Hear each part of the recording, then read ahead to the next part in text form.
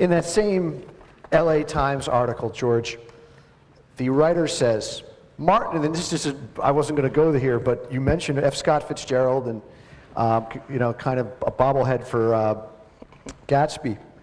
Martin transports us back to the halls of power. And that's why A Song of Fire and Ice often feels less like a fantasy saga and more like Doris Kearns Goodwin's Team of Rivals. How much has history influenced your writing in this series? Well, it's influenced hugely. I mean, history was my minor in college. I've always loved reading history, particularly medieval history, but I also read a lot of ancient history and occasionally other periods.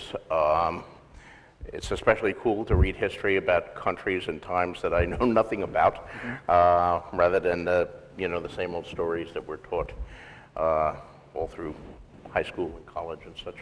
But one of the things I wanted to do when I started writing this series was to weld the wonder and imagination of the very best fantasy and science fiction with some of the grittiness of historical fiction.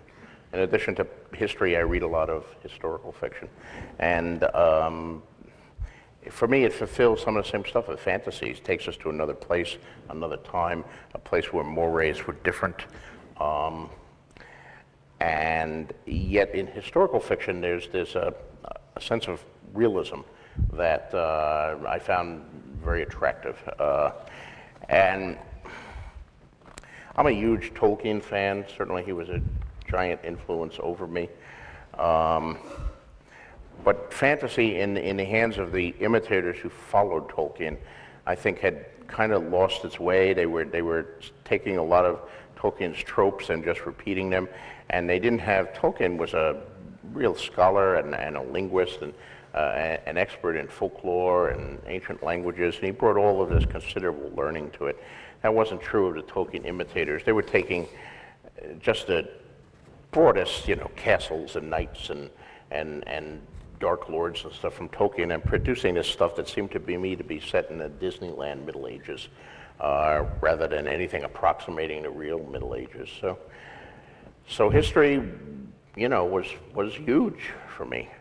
And as I read a lot of history, you know, there's that famous quote that if you steal from one person, it's plagiarism, and if you steal from many people, it's research.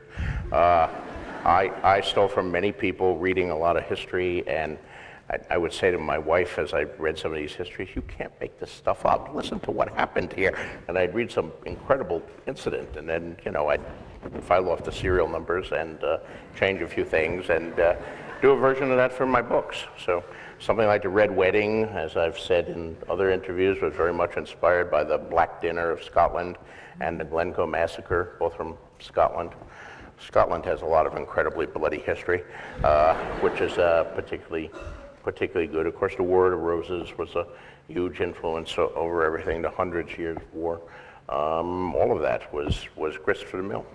So in addition to historical references, do you also think of Song of Ice and Fire as kind of relating to current? Does it function not only as historical reference in some ways, but political allegory, right? In the way that your work deals with issues of, you know, war and peace, family loyalties or national divisions. How do you know, and there is a long history of science fiction and fantasy functioning as sort of historical allegory, political allegory.